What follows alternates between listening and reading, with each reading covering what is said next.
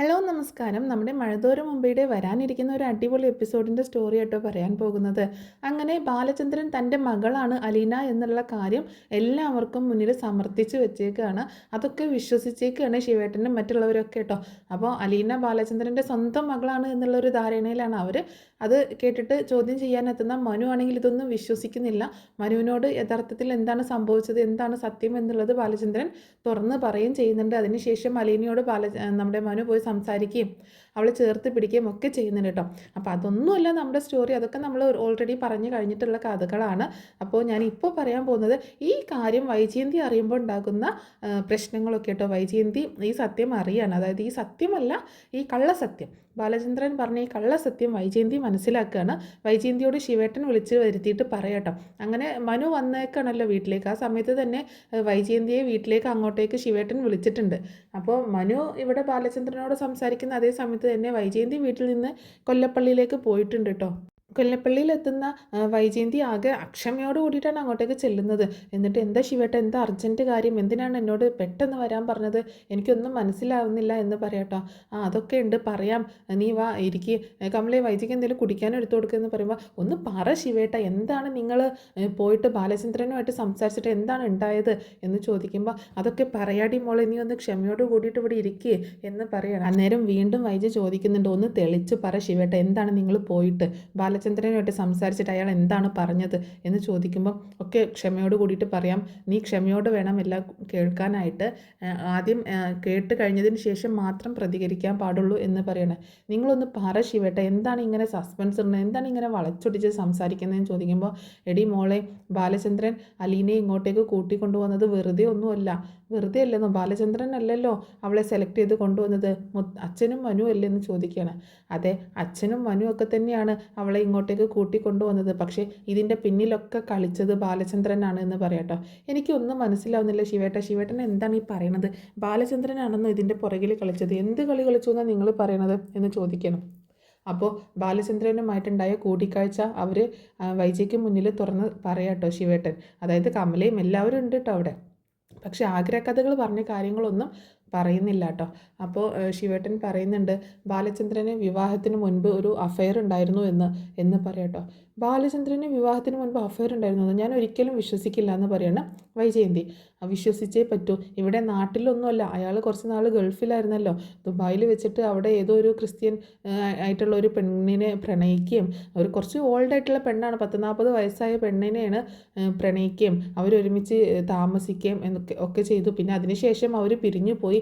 പിന്നീടാണ് ബാലചന്ദ്രൻ അറിയുന്നത് ആ പെണ്ണ് നാട്ടിൽ കൊല്ലത്താണ് അതിൻ്റെ വീട്, അവിടെ വന്ന് പ്രസവിക്കുകയും ആ കുഞ്ഞിനെ ഓർഫനേജിലേക്ക് കൊണ്ടാക്കുകയും ചെയ്തു. ആ സ്ത്രീ പടുത്തെങ്ങാനും മരിച്ചുപോയി എന്നാണ് ബാലചന്ദ്രൻ പറഞ്ഞത്. അങ്ങനെ ആ കുഞ്ഞ് ജീവിച്ചിരിക്കുന്നു എന്നുള്ള കാര്യം അറിഞ്ഞിട്ടാണ് ബാലചന്ദ്രൻ കൂട്ടത്ത് പോയിട്ട് അലീനയെ കണ്ടെത്തുകയും പിന്നീട് ബാലചന്ദ്രനും രജിതാമ്മയും കൂടി ചേർന്നിട്ടാണ് ഇങ്ങനെ ഒരു നാടകം നടത്തിയിട്ട് നമ്മുടെ അച്ഛനെ വന്ന് കാണുകയും ചെയ്തത്. അച്ഛനെ വന്ന് കണ്ട് കുടുംബം തകർക്കുമെന്നെങ്ങാനും പറഞ്ഞിട്ടുണ്ടായിരിക്കും, അതുകൊണ്ടായിരിക്കും അച്ഛൻ അവിടെ പോയി അലീനയെ ഇവിടെ വീട്ടുവേലക്കാരിയായിട്ട് കൊണ്ടുവരാമെന്ന് സമ്മതിച്ചത്, മനുവിനെ അതിന് ചട്ടം കെട്ടുകയും ചെയ്തത് എന്ന് പറയണം. എല്ലാം ഒരു നാടകമായിരുന്നു, ബാലചന്ദ്രൻ പ്ലാൻ ചെയ്ത നാടകമായിരുന്നു. അയാൾക്ക് മറ്റൊരു സ്ത്രീയിൽ ജനിച്ച അയാളുടെ സ്വന്തം മകളാണ് അലീന എന്നങ്ങോട്ട് നമ്മുടെ ശിവേട്ടൻ പറഞ്ഞു വെക്കുമ്പോൾ വൈജയന്തി ആകെ ഷോക്കായിട്ടിരിക്കുക കേട്ടോ. എന്ത് മറുപടി പറയണമെന്നറിയാതെ ഇങ്ങനെ ഷോക്കായിട്ടിരിക്കുകയാണ്. ശിവേട്ട, ഇതൊക്കെയെന്ന് പറയുമ്പോൾ അതെ, ഇതൊക്കെയാണ് സത്യങ്ങൾ, അയാൾ ഞങ്ങളുടെ മുന്നിൽ സമ്മതിച്ച് തന്ന സത്യങ്ങളാണിത്, വെറുതെ പറഞ്ഞതൊന്നുമല്ല, അയാൾ കാര്യകാരണങ്ങൾ നിരത്തി വെച്ചിട്ടാണ് സംസാരിച്ചത് എന്ന് പറയണം. ഇത് കേട്ടിട്ട് എന്ത് ചെയ്യണമെന്നറിയാതെ, എന്ത് മറുപടി പറയണമെന്നറിയാതെ ആകെ ഷോക്കായിട്ടിരിക്കുകയാണ് വൈജയന്തി. ഇതിനെങ്ങനെ പ്രതികരിക്കണം എന്ന് പോലും അറിയാത്തൊരവസ്ഥ.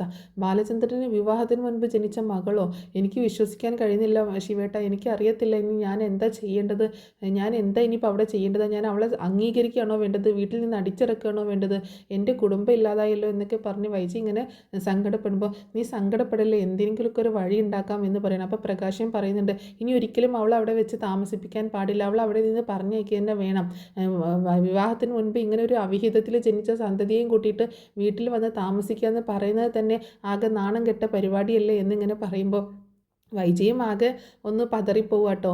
അവിഹിതം എന്നൊക്കെ കേൾക്കുമ്പോൾ വൈജയ്ക്കും ഇതുപോലൊരു അനുഭവം ഉള്ളതാണല്ലോ. അപ്പോൾ ആ സമയത്ത് നമ്മുടെ സുഭാഷ് കമലയുടെ ബ്രദർ ചോദിക്കുന്നുണ്ട്, അതിനിടയ്ക്ക് ആഗ്രയിൽ എന്തൊക്കെയോ കാര്യങ്ങൾ, വൈജയന്തിയുടെ എന്തൊക്കെയോ കാര്യങ്ങൾ അയാൾ പറയുന്നുണ്ടായിരുന്നല്ലോ ശിവ, എന്താണ് ആ കാര്യം എന്ന് ചോദിക്കുക കേട്ടോ.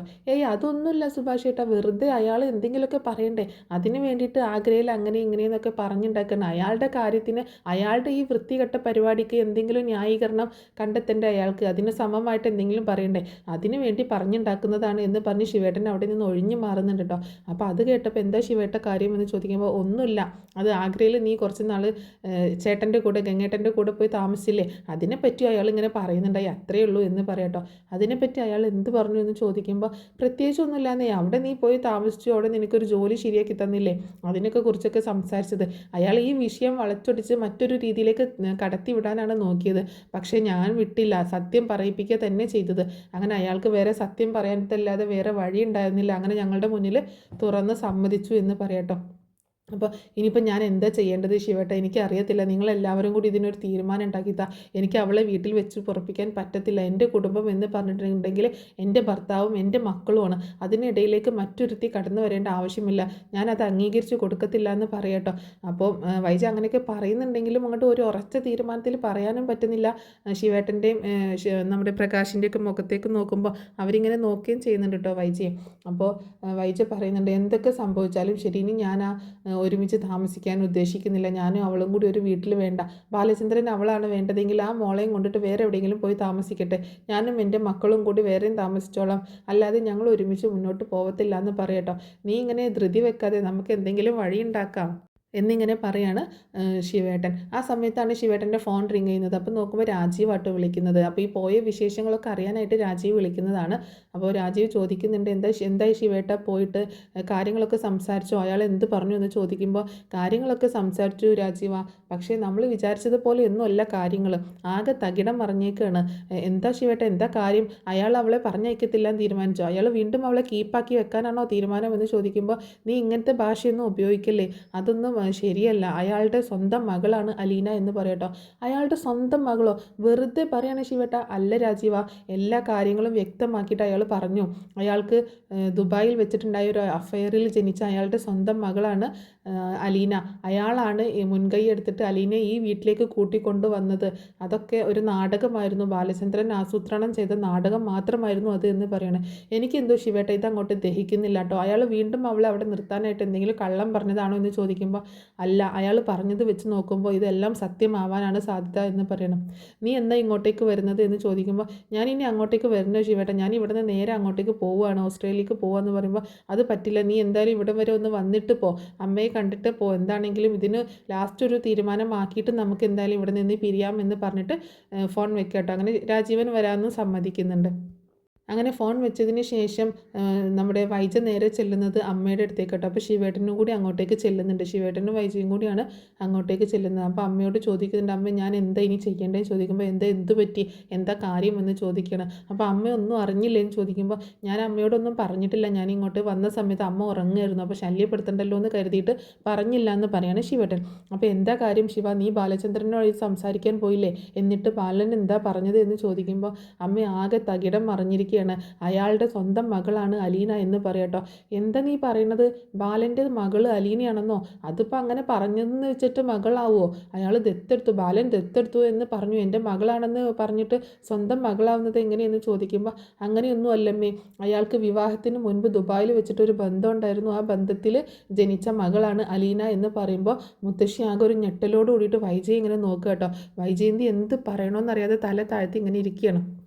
അപ്പോൾ മുത്തശ്ശി ചോദിക്കുന്നുണ്ട്, ബാലന് ദുബായിൽ വെച്ചിട്ടൊരു ബന്ധം ഉണ്ടായിരുന്നെന്നോ, അതിലൊരു കുഞ്ഞ് ജനിച്ചെന്നോ, ഞാൻ ഒരിക്കലും വിശ്വസിക്കത്തില്ല, ബാലൻ അങ്ങനെയൊന്നും ചെയ്യത്തില്ല, എനിക്കറിയാവുന്ന ബാലൻ അങ്ങനെയൊന്നും ചെയ്യത്തില്ല, കാരണം കുഞ്ഞിലേ മുതൽ കാണുന്നതാണ് ഞാൻ ബാലനെ, പിന്നെ വിവാഹം കഴിഞ്ഞിട്ടിപ്പോൾ ഇത്രയും നാളും ഞാൻ അവൻ്റെ കൂടെ ആയിരുന്നില്ലേ താമസം, അപ്പോൾ അവൻ്റെ സ്വഭാവത്തിൽ അങ്ങനൊരു കാര്യമുള്ളതായിട്ട് എനിക്ക് തോന്നുന്നില്ല എന്ന് പറയുമ്പോൾ അമ്മ ഇവിടെയുള്ള ബാലൻ ചന്ദ്രനെയല്ലേ കണ്ടിട്ടുള്ളൂ, അയാൾ ഗൾഫിലായിരുന്നല്ലോ കുറേ വർഷക്കാലം, അതും ചോരയും നീരൊക്കെ ഉള്ള സമയത്ത്, അപ്പോൾ ആ സമയത്ത് ഒരു പെണ്ണുമായിട്ട് ഇങ്ങനെ ബന്ധത്തിലാവുകയും അവർ തമ്മിൽ ഒരുമിച്ച് താമസിക്കുകയൊക്കെ ചെയ്തു. പിന്നീട് അവിടുന്ന് അവർ പിരിയേണ്ട ഒരു സാഹചര്യം ഉണ്ടായി. ആ സ്ത്രീ ആണെങ്കിൽ നാട്ടിലേക്ക് വന്നു. ഒരു ക്രിസ്ത്യൻ പെണ്ണായിരുന്നു, പെൺകുട്ടിയല്ല, 10-40 വയസ്സുണ്ടായ ഒരു സ്ത്രീയായിരുന്നു, മെറീന ബെർണാഡ് എന്ന് പറഞ്ഞിട്ട്. കൊല്ലത്തെങ്ങാനുമാണ് അവരുടെ വീട്.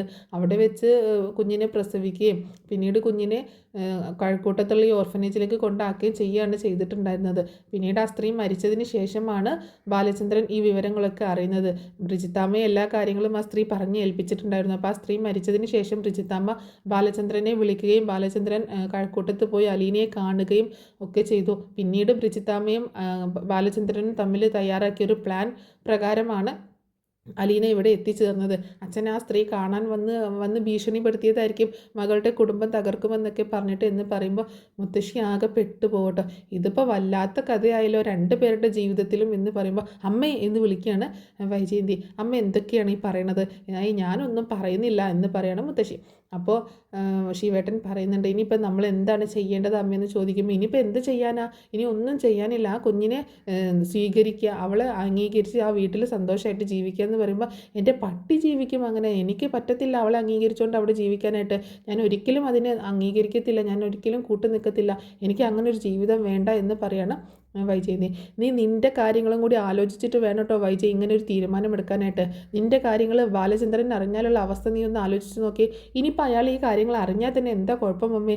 അയാൾക്ക് ഇങ്ങനെ ഒരു ബന്ധം ഉണ്ടാവുകയും അതിലൊരു കുഞ്ഞ് ജനിക്കുകയും ചെയ്തില്ലേ, അതിനിപ്പോൾ വൈജയുടെ കാര്യങ്ങൾ അയാൾ അറിഞ്ഞാലും ഇനിയിപ്പോൾ യാതൊന്നും സംഭവിക്കാൻ പോകുന്നില്ല എന്ന് വിചാരിച്ചിട്ട് ആ കുഞ്ഞിനെ വൈജ അംഗീകരിക്കേണ്ട കാര്യമൊന്നുമില്ലല്ലോ എന്ന് പറയണം ശിവേട്ടൻ.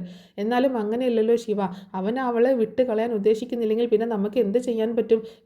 വലിച്ചിറക്കി വിടാനൊന്നും പറ്റത്തില്ല, കാരണം ബാലചന്ദ്രൻ്റെ സ്വന്തം മകളാണെന്നല്ലേ പറയുന്നത്, അതുകൊണ്ട് ഇറക്കി വിടാനൊന്നും പറ്റത്തില്ല എന്ന് പറയട്ടോ. അപ്പോൾ മുത്തശ്ശി അങ്ങനെ പറയുമ്പോൾ ബാലചന്ദ്രൻ നമ്മുടെ ശിവേട്ടൻ പറയുന്നുണ്ട്, വൈജ പറയുന്നത് വേറെ വീടെടുത്ത് താമസം മാറ്റുമെന്നാണ് വൈജ പറയുന്നത്, ഇനി വൈജയും മക്കളും അവിടെ താമസിക്കുന്നില്ല, അല്ലെങ്കിൽ ഇവിടെ വന്ന് നിൽക്കുമെന്നാണ് പറയുന്നത് പറയുമ്പോൾ അങ്ങനെയൊക്കെ ചെയ്തു കഴിഞ്ഞാൽ ആർക്കാണ് നഷ്ടം വരുന്നത്? വൈജയ്ക്കും അവളുടെ മക്കൾക്കും തന്നെയാണ്, അല്ലാതെ ബാലചന്ദ്രന് ഒരു നഷ്ടവുമില്ല എന്ന് പറയണം. അയാളെ ഞാൻ മനസ്സമാധാനത്തോടു കൂടി ജീവിക്കാൻ അനുവദിക്കത്തില്ല, ഞാനും അവളും കൂടെ എന്താണെങ്കിലും ഒരു വീട്ടിൽ താമസിക്കാൻ പറ്റത്തില്ല എന്നൊക്കെ ഇങ്ങനെ വാശിയോട് പറയണം. വൈജയ്, നീ ആദ്യം നിൻ്റെ വാശിയൊന്ന് മാറ്റിവെക്ക്, എന്നിട്ട് കൂളായിട്ടൊന്ന് കാര്യങ്ങൾ മനസ്സിലാക്കുക, എന്നിട്ട് കുറച്ച് നാൾ അവളെ ഒന്ന് സഹിക്കുക. കുറച്ച് കഴിഞ്ഞാൽ ബാലചന്ദ്രൻ തന്നെ അവളെ ആർക്കെങ്കിലും വിവാഹം കഴിച്ചു കൊടുക്കുക, അല്ലെങ്കിൽ മറ്റെവിടേക്കെങ്കിലും മാറ്റി ചെയ്തോളൂ, പിന്നീട് അവളെ കൊണ്ട് നിങ്ങൾക്ക് ശല്യമൊന്നും ഉണ്ടാവില്ലല്ലോ എന്ന് പറയുമ്പോൾ പിന്നീട് ശല്യം ഉണ്ടാവില്ലെന്ന് എങ്ങനെ മനസ്സിലാക്കാൻ പറ്റും? എൻ്റെ മക്കളുടെ അതേ അവകാശവും അധികാരവും ഒക്കെ വന്നില്ലേ അവൾക്ക്, അതിനേക്കാൾ കൂടുതൽ ബാലചന്ദ്രൻ അവൾക്ക് അവകാശവും അധികാരവും കൊടുക്കുന്നുണ്ട്, ഇനിയിപ്പോൾ എല്ലാ കാര്യങ്ങളും അവൾക്ക് തുല്യമായില്ലേ എന്നൊക്കെ പറഞ്ഞ് വൈജി ഇങ്ങനെ ആകെ വിഷമിച്ച് ഇങ്ങനെ സംസാരിക്കുകയാണ്. അപ്പോൾ ശിവേട്ടനാണെങ്കിൽ ഇതൊക്കെ കേട്ടിട്ട് ഇത് ഇങ്ങനെ വെറുതെ വിടാൻ പറ്റത്തില്ല അമ്മേ, ഇതൊക്കെ എങ്ങനെ നമുക്ക് കൈകാര്യം ചെയ്യണമെന്ന് അറിയാമെന്ന് പറയുമ്പോൾ എങ്ങനെ കൈകാര്യം ചെയ്യാനാണ്? ഒന്നും ചെയ്യാൻ പറ്റത്തില്ല, ബാലചന്ദ്രൻ്റെ മകളാണ് അലീന എന്ന് തെളിഞ്ഞു കഴിഞ്ഞാൽ നിങ്ങൾക്ക് എന്തെങ്കിലും ചെയ്യാൻ പറ്റുമോ? അത് തെളിഞ്ഞിട്ടില്ലല്ലോ, നമുക്കതിനെ പറ്റി ഒന്ന് അന്വേഷിക്കാം, ഒരു DNA ടെസ്റ്റൊക്കെ നടത്താം, അയാൾ കള്ളം പറയുന്നതാണെങ്കിലോ എന്നൊക്കെ ചോദിക്കുമ്പോൾ അവൾ അവിടെ പിടിച്ചു നിർത്താൻ അയാൾ കള്ളം പറയുന്നതാണെങ്കിലോ എന്ന് ചോദിക്കുകയാണ്. DNA ടെസ്റ്റൊക്കെ നടത്തി കള്ളമാണോ സത്യമാണോ എന്നൊക്കെ തെളിഞ്ഞു കഴിഞ്ഞാൽ ബാലചന്ദ്രൻ വേറെ എന്തെങ്കിലും വിഷയം എടുത്തിട്ടാലോ എന്ന് ചോദിക്കണം. അതെന്താ അമ്മ അങ്ങനെ പറഞ്ഞത് എന്ന് ചോദിക്കുമ്പോൾ ഞാൻ പറഞ്ഞു എന്നേ ഉള്ളൂ എന്ന് പറയാട്ടോ. അപ്പോൾ മുത്തശ്ശിയുടെ മനസ്സിൽ വൈജയുടെ കാര്യങ്ങളൊക്കെ ഇങ്ങനെ എന്തൊക്കെയോ സംശയങ്ങൾ ബാലചന്ദ്രന് കയറിയിട്ടുണ്ടോ എന്നുള്ള ഡൗട്ടൊക്കെ ഉണ്ട്, അത് തുറന്ന് പറയുന്നില്ല. എന്താണെങ്കിലും ഞാനിതങ്ങനെ വെറുതെ വിടാൻ ഉദ്ദേശിക്കുന്നില്ല, ഞാൻ ഇപ്പം തന്നെ വീട്ടിൽ പോയിട്ട് അവളെ കാണട്ടെ എന്നൊക്കെ പറഞ്ഞ് വൈജ ചാടിത്തുള്ളിയാണ് അവിടെ നിന്ന് ഇറങ്ങുന്നത് കേട്ടോ. മുത്തശ്ശി പറഞ്ഞിട്ടൊന്നും കേൾക്കുന്നില്ല. അങ്ങനെ പിന്നീട് കാണിക്കുന്നത് നമ്മുടെ കടപ്പാട്ടൂർ വീട്ടിലേക്ക് വൈജയന്തി വളരെ ദേഷ്യത്തോട് കൂടിയിട്ട് എത്തുന്നതാണ്. ആ സമയത്ത് വാതിൽ തുറന്നു കൊടുക്കുന്നത് അലീനയാണ്. അലീനയെ കണ്ടതും വളരെ രൂക്ഷമായിട്ട് തന്നെ ഭയങ്കര ദേഷ്യത്തോട് കൂടിയിട്ടാണ് നോക്കുന്നത് കേട്ടോ. അപ്പോൾ ബബിതയും അങ്ങോട്ടേക്ക് വരുന്നുണ്ട്. എന്താ അമ്മ പോയ കാര്യം എന്തായി? എന്തിനാണ് മാമൻ വിളിച്ചത്? അങ്കിൾ എന്തിനാണ്, ശിവനങ്കിൾ എന്തിനാണ് വിളിച്ചത് എന്നൊക്കെ ചോദിക്കുമ്പോൾ പറയാം എന്ന് പറയാട്ടോ. രോഹിത് എവിടെ, കൃഷ്ണ എവിടെ എന്നൊക്കെ ചോദിക്കുന്നുണ്ട്. അപ്പോൾ അവരൊക്കെ ഇവിടെ ഉണ്ടാകുമ്പോ എന്താ കാര്യം എന്ന് പറയാം. നിങ്ങളെ ഇവൾ ആരാണെന്ന് വിചാരിച്ചാൽ നിങ്ങൾ ഇത്രയും നാളും വളർത്തിക്കൊണ്ട് വന്നത്, നിങ്ങൾ ഇങ്ങനെ വിചാരിച്ചിരുന്നത് എന്നൊക്കെ ചോദിക്കുകയാണ്. അപ്പോൾ ഇവർ സംശയത്തോട് കൂടിയിട്ട് നോക്കുന്നുണ്ട്. അപ്പോൾ കൃഷ്ണയും അങ്ങോട്ടേക്ക് വരുന്നുണ്ട് കേട്ടോ. അപ്പോൾ വൈജയന്തി പറയുന്നുണ്ട്, നീ വലിയ ചേച്ചി എന്ന് വിളിച്ച് പുന്നാരിച്ച് നടന്നിരുന്നല്ലോ, ഇവളൊക്കെ ആരാന്നറിയാവോ നിനക്ക് എന്ന് ചോദിക്കുകയാണ് കൃഷ്ണയോട്. അമ്മ എന്താ കാര്യം പറയാം, എന്നാലല്ലേ മനസ്സിലാവത്തുള്ളൂ എന്ന് പറയുമ്പോൾ, അതേ, നിങ്ങളുടെ അച്ഛൻ ആരാന്നാ നിങ്ങൾ വിചാരിച്ചേ? നിങ്ങളുടെ അച്ഛനെ വേറൊരു സ്ത്രീയിൽ വിവാഹത്തിന് മുൻപ് ജനിച്ച മകളാണ് അലീന എന്ന് പറയട്ടോ. അത് കേട്ടതും രോഹിത്തും ബബിതയും കൃഷ്ണയും ഒക്കെ ആകെ ഷോക്കായി പോകുന്നു. കൃഷ്ണയ്ക്ക് ആകെ ഒരു ഞെട്ടലാട്ടോ. കാരണം ഇത് സത്യമല്ല എന്നുള്ളത് കൃഷ്ണയ്ക്ക് അറിയാം. അമ്മയോട് ആരെ ഈ കള്ളമൊക്കെ പറഞ്ഞത് എന്ന് ചോദിക്കുമ്പോൾ, എന്നോട് കള്ളം പറഞ്ഞതൊന്നുമല്ല, എന്നോട് പറഞ്ഞത് എൻ്റെ ആങ്ങളെയാണ്. എൻ്റെ ആങ്ങളയോട് ഈ കാര്യങ്ങളൊക്കെ സത്യമായിട്ട് പറഞ്ഞത് നിങ്ങളുടെ അച്ഛനാണ്. നിങ്ങളുടെ അച്ഛൻ തന്നെയാണ് ഇതൊക്കെ സത്യമായിട്ട് തുറന്ന് പറഞ്ഞത് എന്ന് പറയണേ. ഇല്ല, ഇത് ഞാൻ ഒരിക്കലും വിശ്വസിക്കത്തില്ല, അച്ഛൻ ചുമ്മാ പറഞ്ഞതാണ്, അങ്ങനെയൊന്നും സംഭവിക്കത്തില്ല, അങ്ങനെയൊന്നുമല്ല സത്യം എന്ന് കൃഷ്ണ പറയുമ്പോൾ, അങ്ങനെയൊന്നുമല്ല സത്യം എന്നോ, പിന്നെ എങ്ങനെയാണ് സത്യം എന്ന് നീ പറ, എന്താണ് സത്യം എന്ന് ഇങ്ങനെ അവളോട് ദേഷ്യപ്പെടുകയാണ്. ഇവള് ചില്ലറക്കാരിയൊന്നുമല്ല, ഇവൾ ഇങ്ങോട്ട് വെറുതെ കയറി വന്നതല്ല, ഇവൾ അവകാശം സ്ഥാപിക്കാൻ ഇങ്ങോട്ട് കയറി വന്നതാണ് എന്നൊക്കെ പറഞ്ഞ് അലീനയുടെ നേരെ ഭയങ്കരമായിട്ട് ഷൗട്ട് ചെയ്തുകൊണ്ടിരിക്കുക കേട്ടോ. അപ്പോഴും കൃഷ്ണയാണ് വന്നിട്ട് തടയുന്നത്. അമ്മ ചേച്ചിയുടെ നേരേക്ക് വെറുതെ ഓരോന്ന് പറഞ്ഞുകൊണ്ട് ചെല്ലണ്ട, ഞാൻ ചേച്ചിയുടെ കൂടെ തന്നെ നിൽക്കത്തുള്ളൂ, അമ്മ കരുതുന്നത് പോലെ ഒന്നുമല്ല കാര്യങ്ങൾ എന്ന് പറയുമ്പോൾ, പിന്നെ ആര് പറയുന്നതാടി സത്യം, ആര് പറയുന്നത് ഞാൻ വിശ്വസിക്കേണ്ടത്, നീ പറയുന്നതോ? എന്നാൽ നീ പറ, എന്താണ് സത്യമെന്ന്? നിങ്ങളുടെ അച്ഛൻ തന്നെയാണ് പറഞ്ഞത് എല്ലാവരുടെ മുന്നിൽ വെച്ചിട്ടും, അയാൾക്ക് മറ്റൊരു സ്ത്രീയുള്ള ഒരു ബന്ധം ഉണ്ടായിരുന്നു, അതിൽ ജനിച്ച മകളാണെന്ന്. മക്കളോട് പറയാൻ കൊള്ളത്തില്ല ഇങ്ങനെയുള്ള കാര്യങ്ങളൊന്നും, എങ്ങനെ നടന്ന ആളാണ് അപ്പോൾ നിങ്ങളുടെ അച്ഛനെന്ന് നിങ്ങൾക്ക് മനസ്സിലായില്ല എന്നൊക്കെ ചോദിക്കുമ്പോൾ, അമ്മ എന്നെക്കൊണ്ട് കൂടുതൽ പറയിപ്പിക്കരുത്, അമ്മയുടെ കാര്യങ്ങളും കൂടി ഞാൻ അങ്ങോട്ടേക്ക് തുറന്ന് പറയുമെന്ന് പറയുമ്പോൾ, എൻ്റെ കാര്യങ്ങൾ തുറന്ന് പറയുന്നു, എൻ്റെ എന്ത് കാര്യങ്ങളാടി, ഞാൻ എന്ത് ചെയ്തിട്ടാടി എന്ന് ചോദിച്ചുകൊണ്ട് കൃഷ്ണയുടെ നേരെ ചാടിത്തുള്ളി ചെല്ലുകയാണ് വൈജയന്തി. ആ സമയത്ത് കൃഷ്ണ ഒന്ന് മിണ്ടാതിരിക്കുന്നുണ്ട് കേട്ടോ. അപ്പോൾ ഇവളെന്താ ഇങ്ങനെയൊക്കെ സംസാരിക്കുന്നതെന്നുള്ള ആകെ ഒരു ഞെട്ടലിലാണ് അലീന നിൽക്കുന്നത്. വൈജയന്തി ആണെങ്കിൽ അലീനയുടെ നേരേക്ക് വന്നിട്ട്, നീ ആള് കൊള്ളാടി, നീ ഇത്രയും കാലം മിണ്ടാപ്പൂച്ചനെ പോലെ പതുങ്ങിയിരിക്കുകയായിരുന്നല്ലേ, നിനക്ക് എല്ലാം അറിയായിരുന്നല്ലേ നീ ബാലചന്ദ്രൻ്റെ മകളാണ് എന്നുള്ള കാര്യം, അത് അറിഞ്ഞു വെച്ചിട്ടാണല്ലേ നീ ഇവിടെ ഇങ്ങനെയൊക്കെ പെരുമാറിയത്. വെറുതെ അല്ല രോഹിത്തും ഹരിയും അങ്ങനെയൊക്കെ ചെയ്യാൻ ശ്രമിച്ചപ്പോൾ നീ സ്വയരക്ഷയ്ക്കെന്നും പറഞ്ഞിട്ട് ഇങ്ങനെ കത്തിയെടുത്ത് കുത്തിയത്. അപ്പോൾ അതൊക്കെ ഇങ്ങനെ ഓരോ കാര്യങ്ങളും ഇങ്ങനെ ഓർത്ത് ഇങ്ങനെ പറയാം കേട്ടോ. അപ്പോൾ ആ സമയത്താണ് ഇവിടുത്തെ താഴത്തെ ബഹളം കേട്ടിട്ട് ബാലചന്ദ്രൻ മുകളിൽ നിന്ന് വന്ന് ഇറങ്ങി വരുന്നത് കേട്ടോ. അപ്പം മുകളിൽ എന്താ അവിടെ ഒരു ഒച്ചപ്പാട് എന്ന് ചോദിച്ചുകൊണ്ട്, ഇങ്ങോട്ടേക്ക് വാ, എനിക്ക് കാര്യങ്ങൾ കുറച്ച് സംസാരിക്കാനുണ്ട്. എനിക്കൊന്നും സംസാരിക്കാനില്ല എന്ന് പറയുമ്പോൾ, എനിക്ക് സംസാരിച്ചേ പറ്റത്തുള്ളൂ, ബാലചന്ദ്രൻ താഴേക്കൊന്ന് ഇറങ്ങി വാ, മുകളിൽ നിന്ന് താഴേക്ക് ഇറങ്ങി വാ, എന്തൊക്കെയാണ് അവിടെ നടക്കുന്നത് എന്നൊക്കെ ചോദിക്കുകയാണ്. അങ്ങനെ ബാലചന്ദ്രൻ, എന്നാ നീ ചോദിക്കുക, ഞാൻ പറയാം, എന്താ നിനക്ക് അറിയേണ്ടത് എന്ന് പറഞ്ഞുകൊണ്ട് ബാലചന്ദ്രൻ ഇറങ്ങി വരുന്നുണ്ട് കേട്ടോ.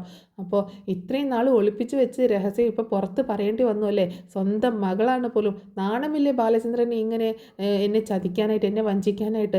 ഏതോ ഒരു സ്ത്രീയിൽ ഒരു മകളെ ജനിപ്പിച്ചിട്ട് അതിനെയും കൂട്ടിക്കൊണ്ടുവന്ന് വീട്ടിലേക്ക് വന്നേക്കുന്നു, എന്നിട്ട് ഇത്രയും കാലം ആരും അറിയാതെ ഒളിപ്പിച്ച് വെച്ചേക്കുന്നു എന്നൊക്കെ പറഞ്ഞിങ്ങനെ ഭയങ്കരമായിട്ട് രോഷത്തോടു കൂടി സംസാരിക്കുക കേട്ടോ. അപ്പോഴൊക്കെ ബാലചന്ദ്രൻ്റെ മനസ്സിൽ ഭയങ്കര പുച്ഛമാണ്. ഇത്രയൊക്കെ അറിഞ്ഞിട്ടും ഇവൾ എന്തുകൊണ്ടാണ് ഇവളുടെ പാസ്റ്റിനെ കുറിച്ച് ചിന്തിക്കാത്തത് എന്നുള്ളൊരു ഇതാട്ടോ.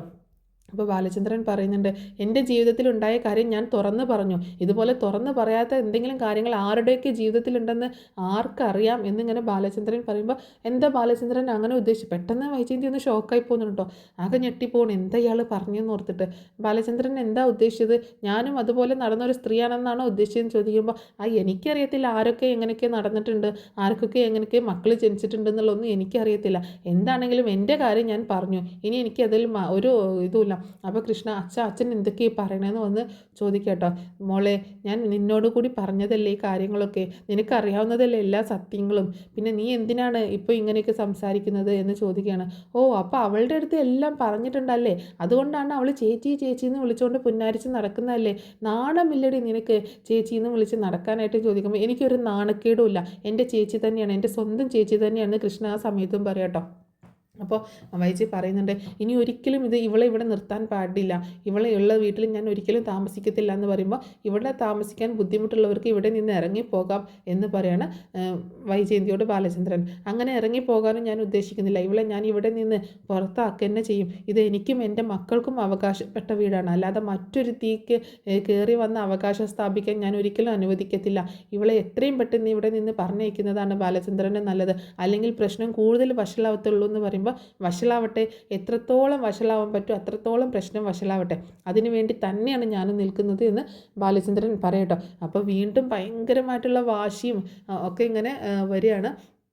അപ്പോൾ ഇവരാണെങ്കിൽ വൈജിയാണെങ്കിൽ വിട്ടു കൊടുക്കത്തില്ല കേട്ടോ, ബാലചന്ദ്രനും വിട്ടു കൊടുക്കത്തില്ല. അപ്പോൾ ഇതിൻ്റെയൊക്കെ നടക്ക് കിടന്ന് ആകെ ഇടങ്ങേറാവുന്നത് അലീനയാണ്.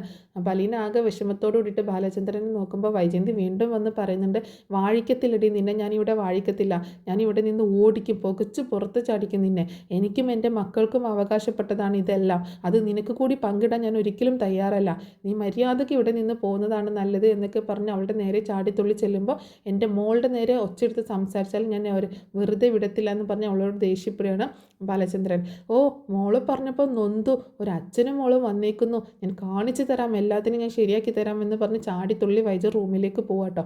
അപ്പോൾ ബാലചന്ദ്രൻ രോഹിത്തിനോടും നമ്മുടെ ബബിതയോടും പറയുന്നുണ്ട്, ഇത് നിങ്ങളുടെ ചേച്ചിയാണ്, അലീന ചേച്ചി എൻ്റെ മകളാണ്, നിങ്ങൾ ഇനി ചേച്ചി എന്നല്ലാതെ വേറെ എന്തെങ്കിലും വിളിക്കുന്നത് ഞാൻ കേട്ടിട്ടുണ്ടെങ്കിൽ എൻ്റെ കയ്യിൽ നിന്ന് കിട്ടും, അതല്ല അമ്മയുടെ കൂടെ നിൽക്കാനാണ് നിങ്ങൾക്ക് തീരുമാനമെങ്കിൽ അമ്മ പോകുമ്പോൾ കൂടെ പോവുകയും ചെയ്യാമെന്ന് പറഞ്ഞിട്ട് ബാലചന്ദ്രൻ മുകളിലേക്ക് കയറി പോവാണ്. അപ്പോൾ കൃഷ്ണയും അലീനയും അവിടെ നിൽക്കുന്നുണ്ടല്ലോ. അപ്പം രോഹിത്താണെങ്കിൽ അലീനയെ വളരെ രൂക്ഷമായിട്ട് നോക്കിക്കൊണ്ട് എന്തൊക്കെയോ പിറുപിറുത്തോണ്ട് മുകളിലേക്ക് കയറി പോവാണ്.